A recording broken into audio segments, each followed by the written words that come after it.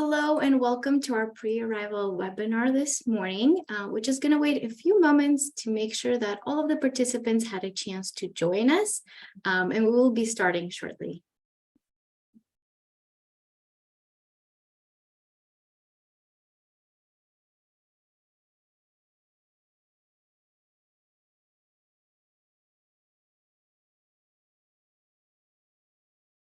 Hello and welcome to our pre-arrival webinar. We are going to wait a minute or so to make sure that all of the participants had a chance to join us, and then we'll dive deeper into this presentation. Thank you for your patience.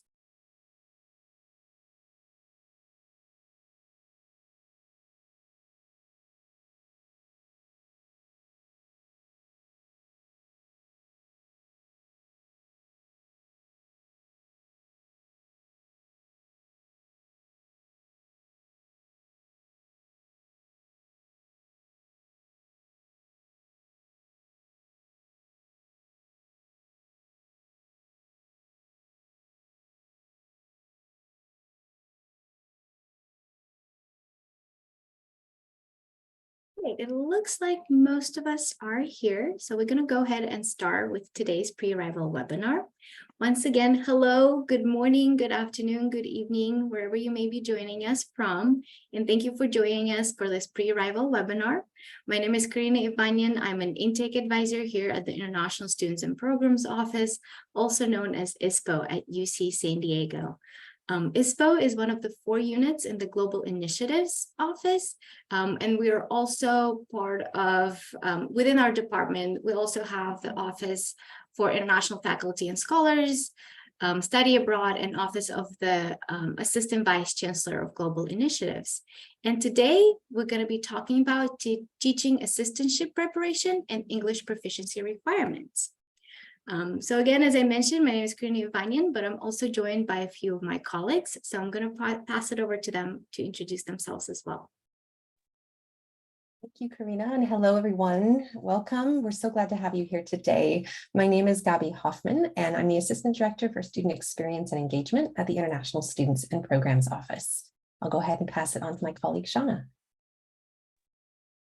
Hello, everyone. Welcome. Thank you for being here. My name is Shauna Slepiota. I work in the Division of Graduate Education and Postdoctoral Affairs, and part of my role is organizing new graduate student orientation.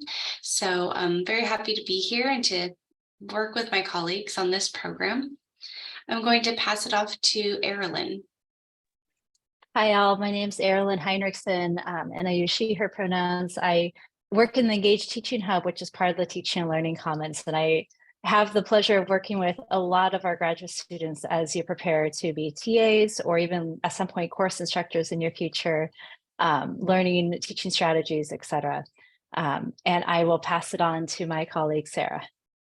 Hi, everyone. I'm Sarah Carvalho from the Engage Teaching Hub, and I'll be talking to you today about the English proficiency testing for teaching assistants. Thank you all so much for joining us today. Before we get into the presentation, we just wanted to go over a few housekeeping things. As you may know, if you've joined us previously for other pre-arrival webinars, you are in listen-only mode, which means you can hear us, but we can't hear you. We really want to make sure we answer all of your questions. So please don't hesitate to ask those using the Q&A feature on your screen. If by any chance we haven't had a chance to cover your questions and you'd like to connect with an ISPO advisor, please visit us at icontact.ucsd.edu. And then we are recording, so this webinar will be available on our inewstudentwebinars.ucsd.edu website. And we just ask that you give us a few days to upload that. And then again, this is just a Q&A feature on your screens, so feel free to type those questions in there. We will have time at the end for a live Q&A session, but our presenters as well will be responding to you throughout the presentation as well. In terms of agenda, we'll quickly go over a few updates from ISPO and the Division of Graduate Education. We're also gonna do a little bit about English language program for international instructors. English language certificate exams, and then teaching support. And then again, at the end, we'll do a Q&A. With that, I'm going to pass it over to Gabi. Thank you, Karina. So for those of you who are not familiar with our ISPO website yet, I just wanted to do a quick review of our first steps checklist. So the first steps checklist can be located on our website for newly admitted international students at inewstudent.ucsd.edu. After you land on that page, you'll see that there are different sections pertaining to student degree level. As graduate students, you would click on graduate students. This pertains to masters as well as PhD international students. And when you go into that page, you'll see all of the different steps outlined for you to coming to campus as an international student, from requesting your immigration documents to preparing for your arrival and all the things you need to do before you get to campus, to then the steps that you need to follow once you arrive on campus. So again, this is put together specifically from the lens of international students. So there are particular pieces in there we definitely encourage you to take a look at and use as you are preparing for your arrival to UC San Diego this summer or fall.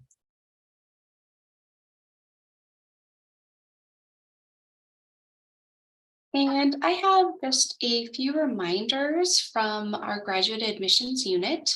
So I would like to remind everyone to log into your application portal to view your status. We will show a screenshot in a moment of what the portal looks like and point out a couple of places where information is located. Be sure to check if the statement of legal residence form is required for your program. So this does vary from program to program. So the portal is where you would see that requirement and where you could go to submit. Most students are provisionally admitted at this time. It's important to note that should not impact your ability to get immigration documents to come to UC San Diego.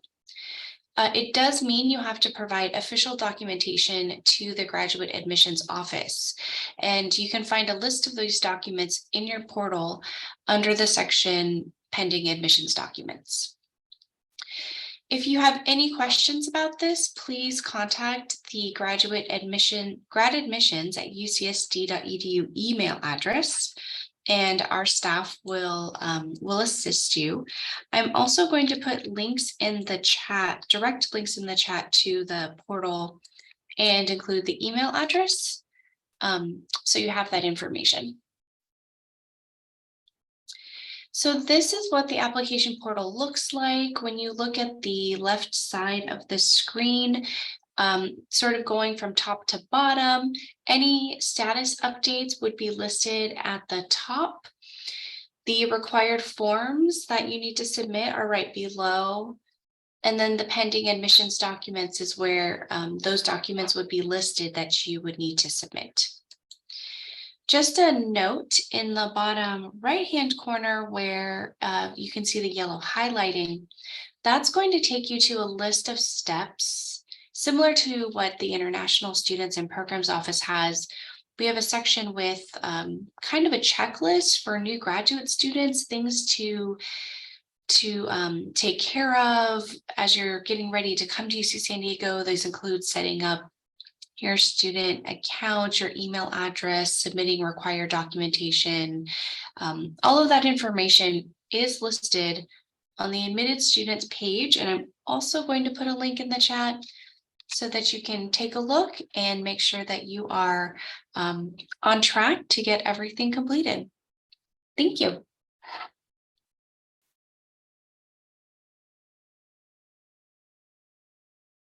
So hi, everyone. Again, my name is Sarah Carvalho. I'm from the English Language Program for International Instructors, and I'll be talking today about the English Language Certification Exam. And then following that, my colleague Erilyn will tell you about teaching support for teaching assistants at UCSD. So the name of our program, again, is the English Language Program for International Instructors. You can see a few of our friendly faces of students from the past. So I'd like to tell you about are English language testing, English proficiency testing for teaching assistants. And this follows a policy of the Division of Graduate Education and Postdoctoral Affairs, we call GEPA. So the policy states that all non-native English speakers who have been proposed to work as teaching assistants, or TAs, demonstrate proficiency in the use of English for teaching. And this is a condition of employment. In other words, you must satisfy the oral English proficiency requirement before you're hired as a TA. So it is a condition of your employment. You might say, but I already demonstrated English proficiency for admissions. Yes, if you are a non-native English speaker, you were required to submit test scores from TOEFL, IELTS, PTE when you applied for admissions to UC San Diego, or you received an admissions waiver. So your scores or waiver show that you have the English skills required to be a successful student. To be an effective teacher, you must have a very high level of English proficiency. So you may satisfy the language proficiency requirement and be cleared to TA in one of the following ways. You have a TOEFL, IELTS, PTE speaking score that is sufficient. I'll talk more about that. Or you take UC San Diego's test, the ELCE, and I'll tell you more about that also. So what is a sufficient test score to be cleared to TA? A score of 26 to 30 on the TOEFL, the test of English as a foreign language, within the past 2 years, or the equivalent, a score of 8 to 9 on IELTS, the International English Language Testing System, within the past 2 years, or the equivalent of 84 to 90 on the Pearson Test of English, the PTE, within the past 2 years. So what if my TOEFL speaking score is below a 26? GEPA requires that you pass the English language certification exam, the ELCE, prior to accepting a TA assignment. So I'd like to tell you more about the ELCE, the English language certification exam. So the first topic we will cover is eligibility for people who are not exempt. So you are eligible to take the ELCE if you have these scores: a TOEFL speaking score of 23 to 25, IELTS speaking score of 7 to 7.5, or a PTE speaking score of 66 to 83. What if my scores are lower than that? Well, your score indicates that you need further language work prior to taking the ELCE. So you may not accept a TA position, and you may not take the ELCE until you have improved your language skills. Here's another question people ask. What if I have a waiver from admissions, meaning you didn't have to submit TOEFL scores? So you still must take the ELCE before you accept a TA appointment. You automatically qualify to take the ELCE without first taking any language courses. So here's a summary of what we've discussed so far. So you are exempt from the ELCE if your TOEFL speaking score is 26 to 30. I'll just mention the TOEFL scores because that's what people are submitting most commonly. You qualify to take the ELCE if you have a TOEFL speaking score between 23 and 25, and you do not yet qualify to take the ELCE if you have a TOEFL speaking score less than 23. So what if your score is less than 23? There are steps that you need to take before you qualify to take the test that show that you are working on your English language skills. So here are steps that you can take to qualify. If you have a TOEFL speaking score of 22, you need to take at least one approved speaking course for a grade and submit a transcript to the hiring department, the department you want to TA for. If your TOEFL speaking score is less than 22, you need to take at least 2 approved speaking courses for a grade and submit your transcript to your hiring department. If you have a score that is less than or equal to 25, you have an option to retake the TOEFL, IELTS, or PTE and submit new qualifying scores to hiring departments. Again, you would have to pay for testing again, so that's not always the option that people choose, but you can remember that it is a choice for you. So what is the ELCE? It's an oral English proficiency test with a group of raters. It's not a written exam. It's a 15-minute test, currently administered via Zoom. And it's an interview and teaching simulation, and it's unprepared. So I'll talk more about this. So here's an overview of the test. The test is 10 to 15 minutes. You have an assessment panel made up of one faculty representative from your department, plus one or more language assessment specialists. And the structure is like this. So part 1, we welcome you, have introductions, and we go over the expectations of the test. Part 2 is a warm-up, a general English conversation. And then part 3 is the technical part, where the faculty member proposes a question to you that a student in your class might ask. And as our TA, you will teach us that information. And you can use the board for that part. You can use a Zoom whiteboard or an iPad, and that's not required, but it's recommended. So a little more about this technical question. So this is not something you prepare in advance. The faculty member will ask a question that they come up with during the test. So the technical question is foundation level. So something a student in class would ask. If you haven't been assigned a class to TA, you'll be asked a question from the class you want to TA. Again, you can use the Zoom whiteboard or iPad to teach, and that can be helpful. And the test will end when assessors have heard enough of your language to make a recommendation.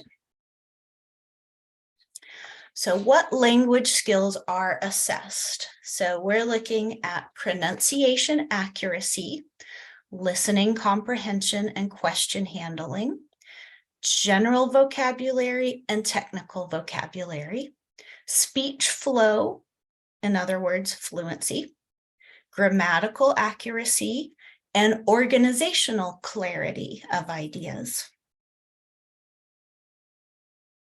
So many students ask, is my technical knowledge assessed? No, we're assessing your language skills, not your knowledge.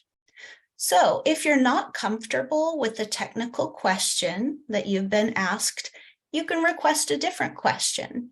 And it's okay to make a mistake on the content. So again, we're focusing on your language, not your knowledge. So what are the ELCE scores? So we give recommendations in these categories: a pass with conditional certification, a provisional pass, or a fail. What do these scores mean regarding my employment? If you receive a pass, you can be hired immediately to work as a TA. If you receive a conditional or provisional pass, you can be hired as a TA, but you need to take our free English class concurrent with your TA appointment.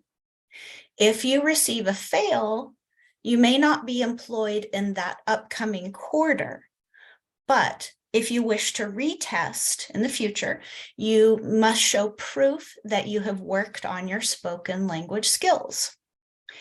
If you're a PhD student with a TA requirement, you can take our free English classes if you fail.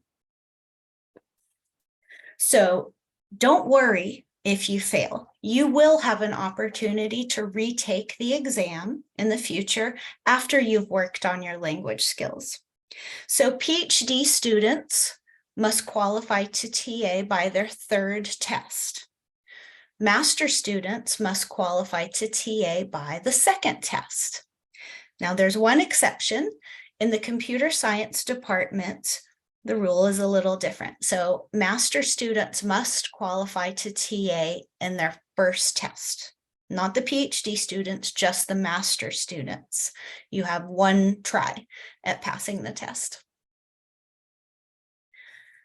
So here's a more detailed chart of the scores and the recommendations. So we will give you a numerical score, and those come with the recommendation that you pass, which means you can accept a TA offer. You are not required to take our English class, and you're not required to take the test again. If you pass with conditional certification, you can accept the TA offer. You are required to take our English class concurrent with your employment, and you do not need to take the ELCE again. The provisional pass means you accept a TA offer, you are required to take the English class, and you're also required to retest to take the ELCE at the end of that quarter. If you fail, you cannot accept a TA offer, you are required to take an English class, and you must test again. So if you have no TA requirement in your department, you may or may not be able to test again. So that is an individual department decision. How do I sign up for the ELCE? You do not need to. So the department you want to work with, the hiring department, signs you up.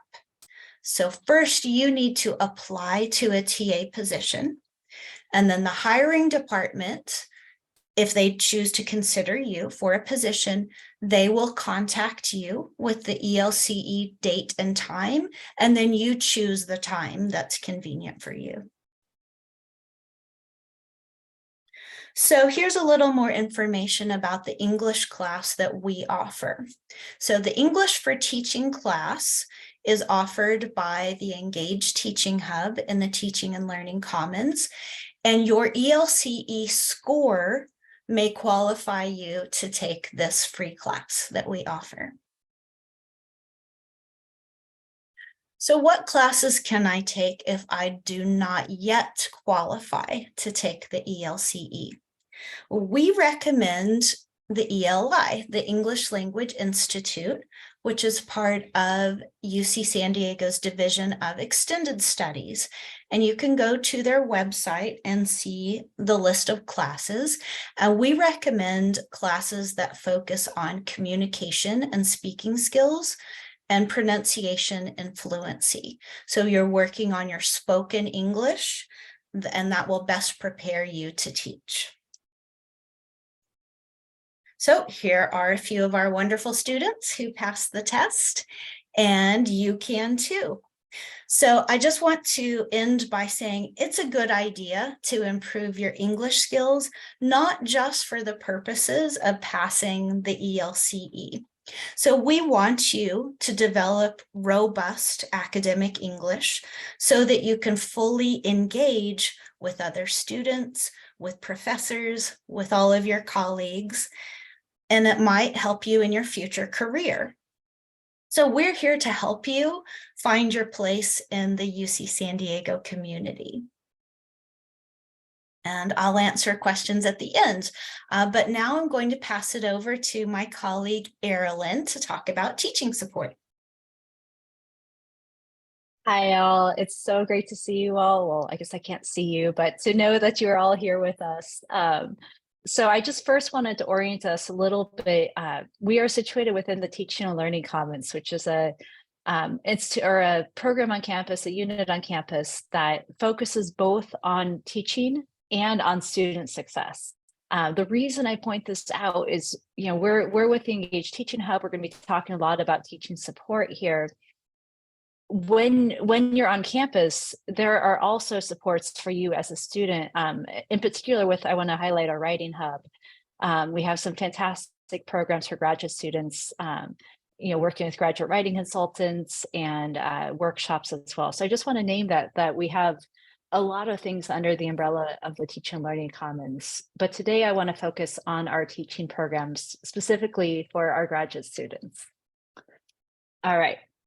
So you will hear me often refer to, and if you get emails from me in the future, you'll see IA a lot. And what we mean by this is instructional assistant. We use the term instructional assistant to encompass both the teaching assistant role, which is the paid teaching assistant role within your department, as well as instructional apprentice, which is somewhat similar, but usually it's more credit bearing and it's more of a learning process as an instructional apprentice, tutors, and also readers.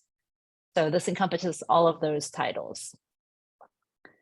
All right, so how do you become an instructional assistant?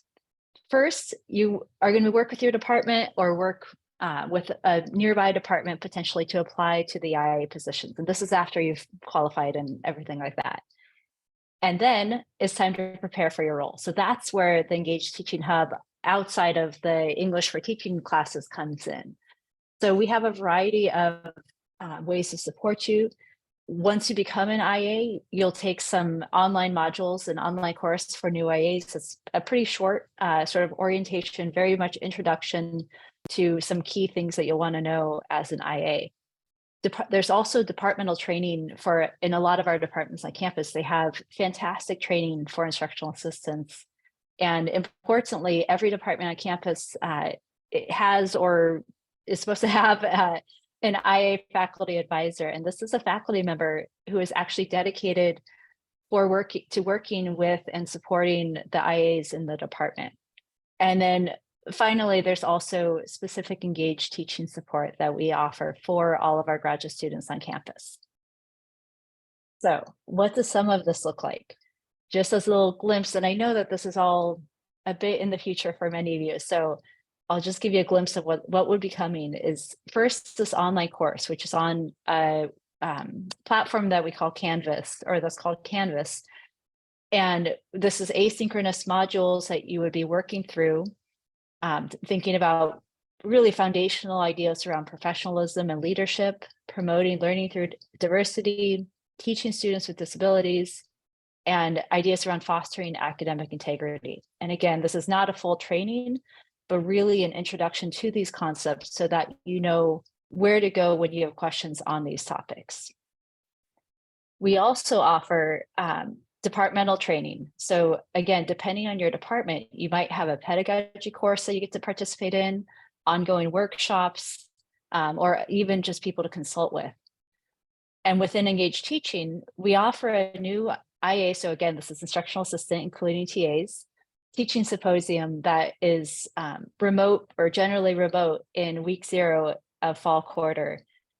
We have ongoing teaching workshops on a range of topics that you would need to succeed as an instructional assistant, as well as individual teaching consultations. So once you're, if you're either preparing to teach or once you're teaching and you're just have a really specific question that you would like to talk with somebody about, we have amazing fellow graduate students who are graduate teaching consultants, and they can meet with you to talk through ideas. A lot of them have, are international instructors as well. So they've been in your shoes, they know what it's like, and they're great to meet with. And then we also have a large number of online resources and checklists to help you get going, make sure you're covering all your bases as you start as an IA. Okay, so let me just give a brief overview here, because I know a lot of this might feel a bit disconnected right now. And what you're really focused on is how do you get the IA position to start with. So just to sort of lay it all out, your first goal should be to be prepared to teach in English. So this is a lot of what Sarah was discussing with satisfying the oral English proficiency requirement.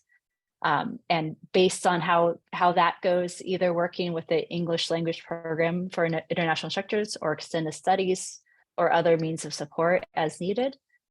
And once you have that, you'll be finding your TA position. And for this, you'll want to generally apply through your department. And there is a bulletin on the grad division or GEPA website as well that I'll share in a moment. But I want to also call out that you can participate in training for teaching even if you haven't gotten a TA position yet. You are absolutely welcome to attend our workshops, et cetera, in preparation for getting that position. And that can sometimes be really beneficial if you want to, write a letter to a faculty member saying, hey, I've participated in teaching workshops, et cetera. I've put in time to work on myself as an instructor. That can really stand out positively to someone who would be hiring you to work with their course. And then finally, our goal with a lot of our teaching support is for you to learn strategies that will make teaching both more efficient, so you get to work smarter, not harder. You have a lot going on at grad school. We want to make teaching a positive experience for you, and more effective. So it's a better experience for you, and it's also a better experience. You have success with your undergrads that you might be teaching.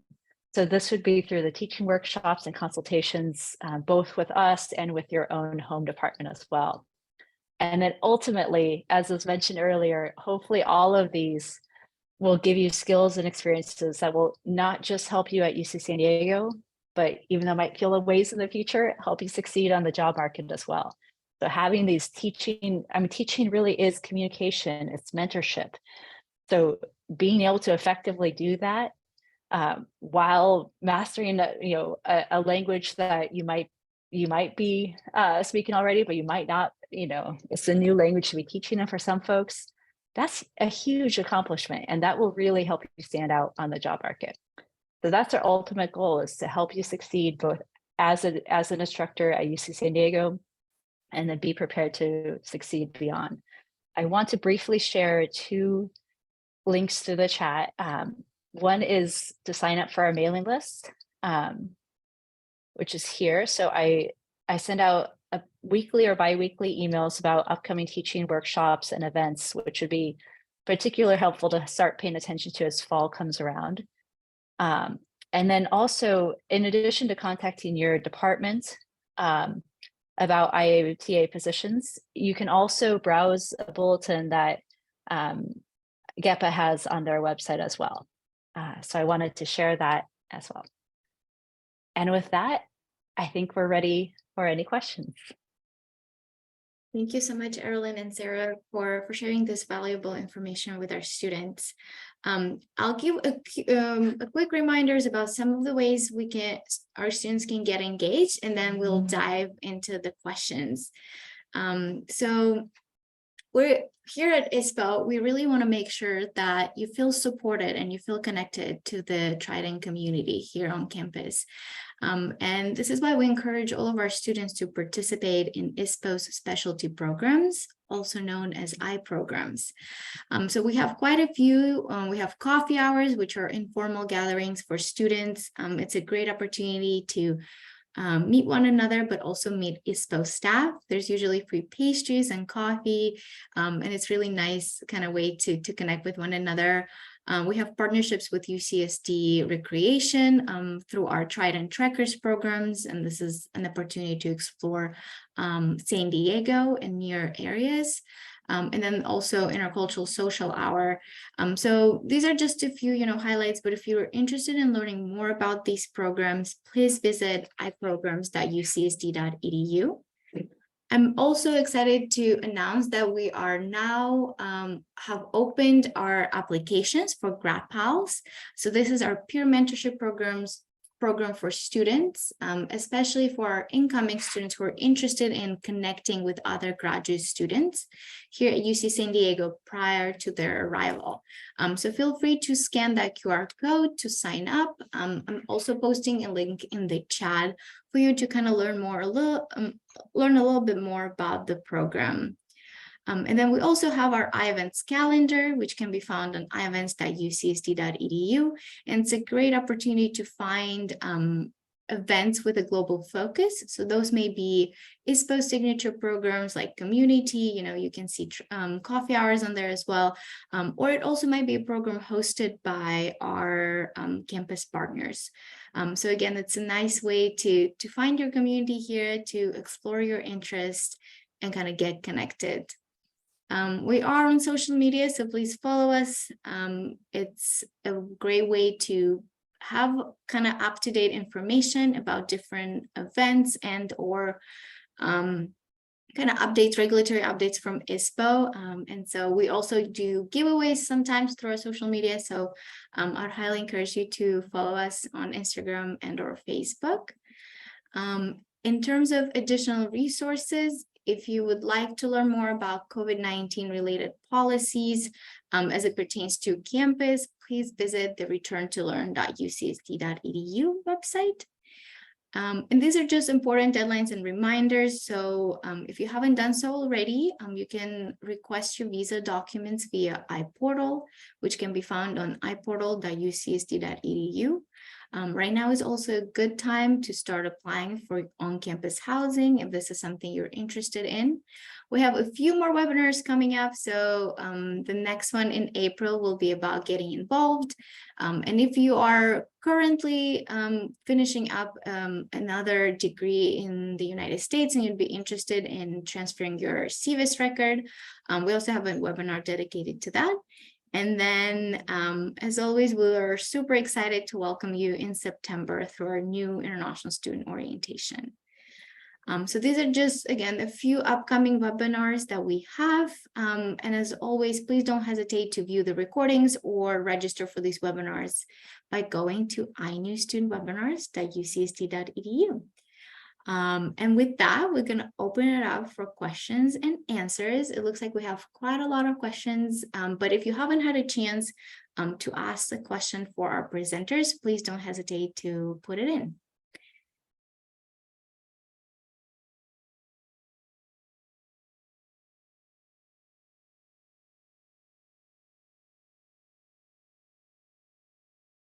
So I've been trying to respond to questions in writing. I'll be happy to explain a few of these answers. So someone asked if you can choose your own technical topic to cover. And no, you can't. The faculty member will choose the question, but what you can do is say, this is the class that I want to TA for. Here are some of the topics that are covered in that class, or here is my research interest, and a topic might be proposed based on that conversation.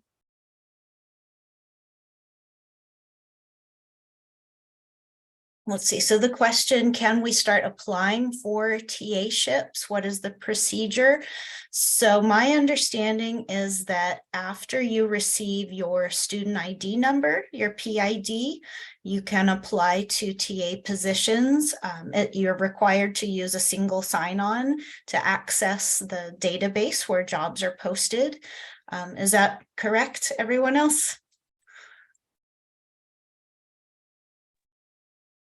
I believe so as well. Okay, and some departments have started posting positions already for the upcoming academic year. So you should be able to see those job announcements. Yeah, and I'll actually hop in with that, Sarah, as well. I saw a question about, can folks apply, should they only apply for positions within their own departments or also in other departments?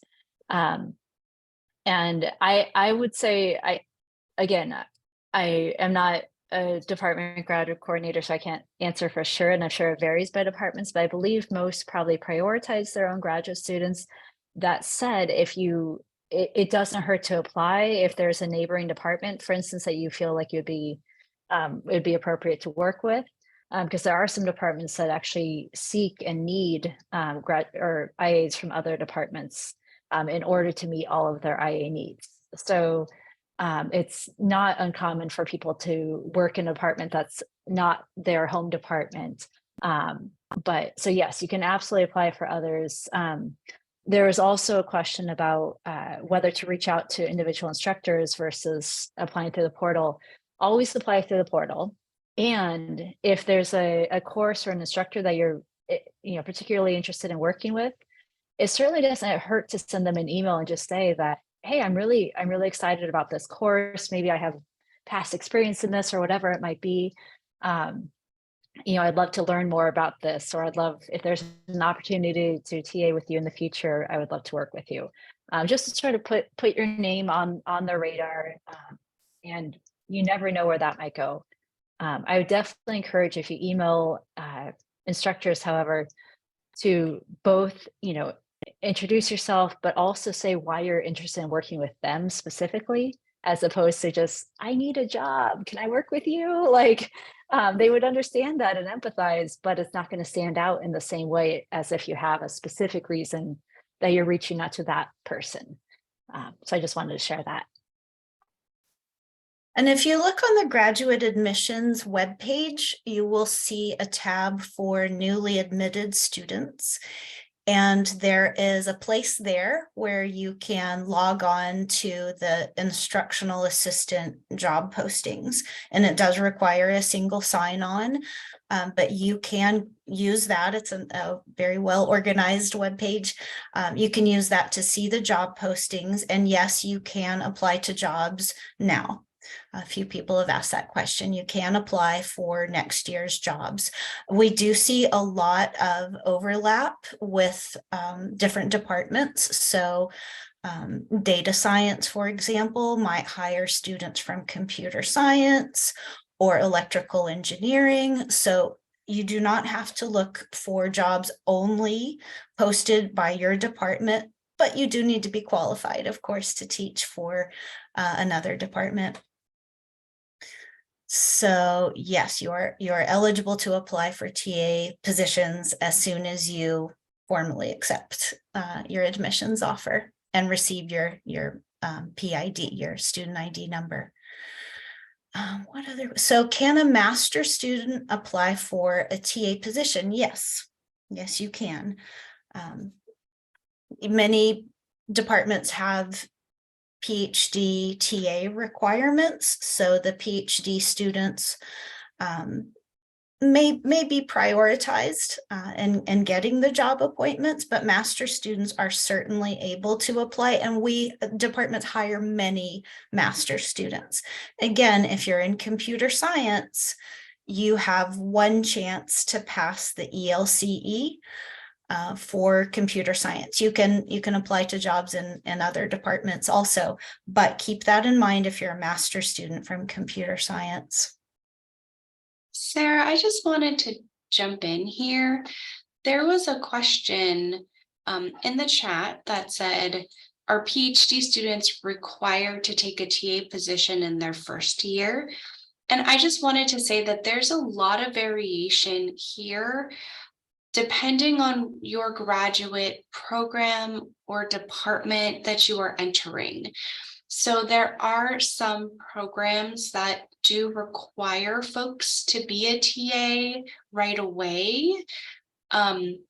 Chemistry is one that I believe has that structure to the program where a student begins the PhD program and then in their first quarter starts preparing and or serving as a TA pretty quickly. So you could be in one of those departments where that's the expectation, but it just depends. So really, I would encourage you to take a look at your graduate admission letter and or funding letter to see what is included there. It should be specific regarding if your funding is coming in the form of a TA-ship, or if your funding is coming in the form of a fellowship, or if your funding's coming because you will be a graduate student researcher, that should be in your admission letter. And if you have questions, I would encourage you to reach out to your graduate department. So there was a question, do teaching assistants get paid? Yes, so you do. So if you are in a department where you receive tuition and fee remission based on your employment as a TA, then that means you need to be employed as a TA at least 25%, so 10 hours a week. And then you do not have to pay your tuition and fees, and you get this additional TA salary, which is paid monthly. In some departments, your tuition and fees are paid by the department and you don't need to be a TA right away. So again, there's a lot of variability between departments, but yes, your TA salary is in addition to whatever tuition and fee waivers you might be getting. The question about the TA salary, you should check with your department on that one. The good news is that there were contract negotiations over this past year and the TA salaries are going up. So October 1st of this coming year, the TA salaries will be at a higher rate than they are currently. So that's great. But the specific monthly pay, you might want to double check with your department about that. And Sarah, I actually just put a link to the GEPA website. Great. Where the student, the pay rates for the different student positions, the current rates are listed here. And as you mentioned, there's going to be an increase in October, but at least for the current rate, it is posted on the GEPA website. So I put a link there. And someone asked about the other sections of the tests like TOEFL. We are only looking at your TOEFL speaking score or IELTS or PTE speaking score to determine your eligibility to take the ELCE or to be exempt from the ELCE. So only the speaking score. So someone asked about the TOEFL scores expiring. So if you enter UCSD with TOEFL scores and you don't need to TA, you choose to not TA for a few years, we typically say that that's fine. Your scores are still valid and you've had these additional years at UCSD, so you're probably more prepared with your language, so that's great. But we will look at the scenario case by case, but typically students do not need to retake the TOEFL or IELTS or PTE once they are already here and they've been a student for a few years.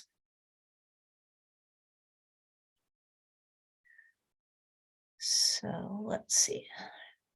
Do the departments favor TA applicants who already have a 26 versus those who need to take the ELCE? So the department makes its decisions based on qualifications of candidates. And there are many factors involved in your qualifications. So that's an individual decision that the department would make. Where can I find job announcements from Rady? I don't know the answer to that. Does the GEPA website include Rady job postings? I mean, when you're talking about anticipated openings for TAs, I believe it lists all the departments. I'm actually trying to find the link to that right now because there was a question about a rough count of positions that are available, but there's going to be some variation there. So if you're looking for more specific information, maybe reach out to Rady. or check the IA, the website. It has a name. I'm blanking. ACES? Yeah. We'll find out for folks. So I'll go on to the next question. Will there be a technical test for subjects we aim to teach? No, there is not a technical test. So many students take a class first and then later become a TA. So it's often a class that you're familiar with because you've already taken the class, or you took a similar class in your home country, or you have job experience or something like that in the area that's covered in a class.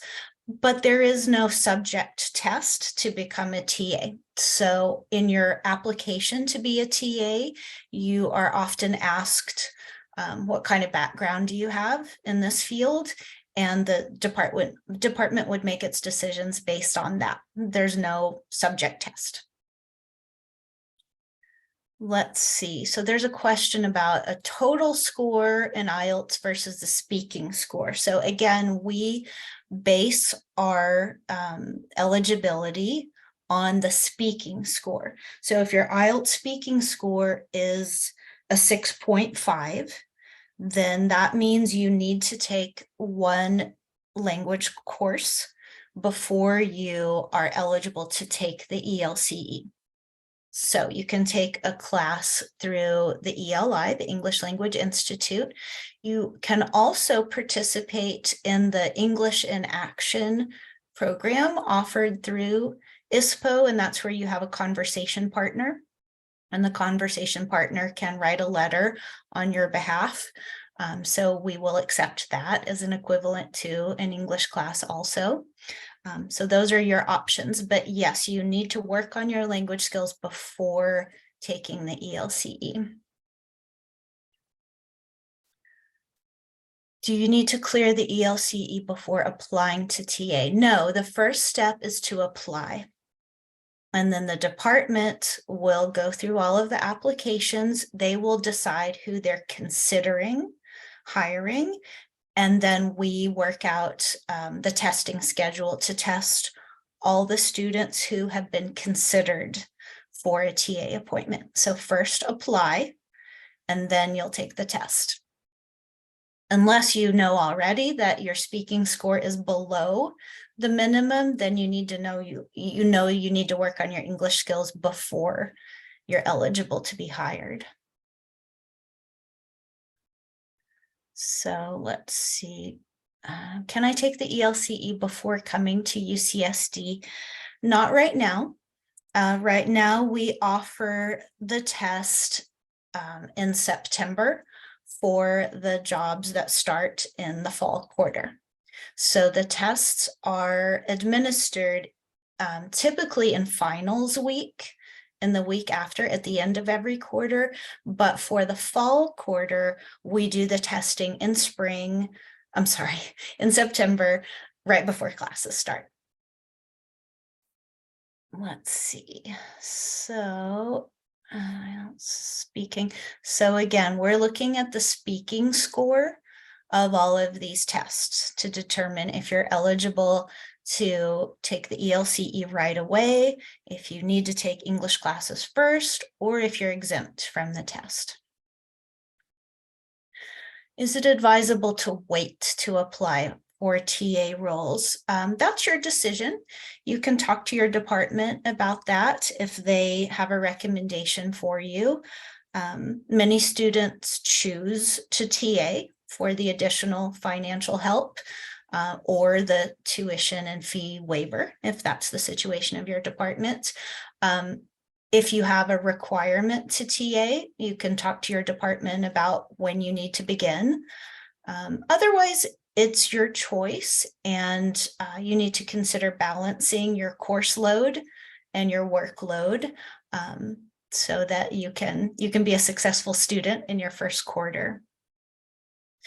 Is the ELCE paid or free? It's free. It's a free test. And the English class that we offer through the Engage Teaching Hub is also free. The classes at the ELI, the English Language Institute, are not free. You can take other outside courses if you'd like to also. But again, the English for Teaching class that we offer through the Engage Teaching Hub is something that you qualify for based on your ELCE score. So it's not something that you can take before you qualify to take the test. Unfortunately, we don't have the resources to offer free English classes to everyone. I wish we did. So what is the passing rate of the ELCE? I don't know. I don't know the exact number. Many students pass every quarter and do not need to do any additional language work before being hired as a TA. Is the ELCE in person or virtual? It used to be in person. During the pandemic, we switched to virtual, and we have continued to do it virtually because it's very convenient for people's schedules, but it may change in the future. So let's see, TA positions. Are TA positions available after the first semester, after the first quarter? So yes, so departments will hire each quarter. In some positions, you're hired for fall, winter, and spring, but in many cases, you're only hired quarter by quarter. So the number of TAs hired is actually based on how big the classes get. So if you have a lot of undergraduates taking a certain class, they'll have to add more and more sections, more discussion sections, and hire extra TAs. So these decisions are sometimes made a little bit at the last minute when the enrollment numbers are high. So again, these are questions that the department will look at each quarter. They'll decide how many TAs to hire each quarter based on enrollment. And yes, we're on the quarter system. It's very confusing for people coming from the semester system. It's hard to get used to. These quarters go by quickly, but some people really like that. So let's see. If you've taken the TOEFL several times, you can submit your highest TOEFL speaking score. That's fine. Are there summer TA positions available? That is up to the department. So departments choose how many classes they're going to offer in the summer. Based on enrollment, they'll hire the right number of TAs for the summer classes, summer 1, summer 2. Those are often the biggest classes. So you would have to talk to your department about that. It's based on their needs. So how many hours of work does a TA position demand? So if you are hired at a 25% position, so imagine a 40-hour work week would be 100%. So a 50% position is a 20-hour-a-week commitment.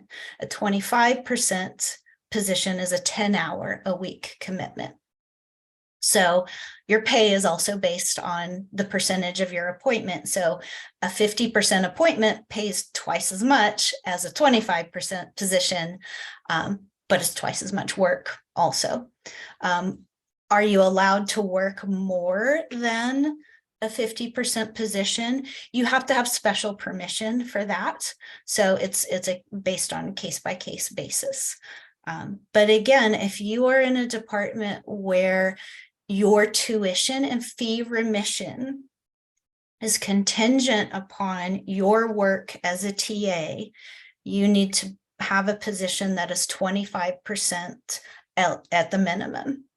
And in order to be hired for a position, you need to pass our test or show that your language skills are at a high enough proficiency coming in that you can go ahead and be employed. How likely is it that master students are eligible to get TA positions? So again, that is completely up to the department. It's often based on their needs. It looks- Questions about the portal and reaching out to professors. Erilyn, oh, you're writing an answer to that one. It looks like we are at time. Okay. We do have quite a few questions, and thank you everybody who has submitted their question. Really appreciate your participation. I know we haven't had a chance to cover all of those, but we do encourage you to check your funding letters, connect with your departments if you do have specific questions about TE positions and or sort of your funding requirements. Again, I would like to thank Sarah and Erilyn for the great presentation. I hope you feel a bit more comfortable and familiar with the sort of some of the resources that are available to you and the steps that you need to take for a successful career at UC San Diego. We hope to see you next week for our other pre-arrival webinars. Thank you all so much for watching, and I hope you have a great rest of your day. Bye, everyone. Bye all.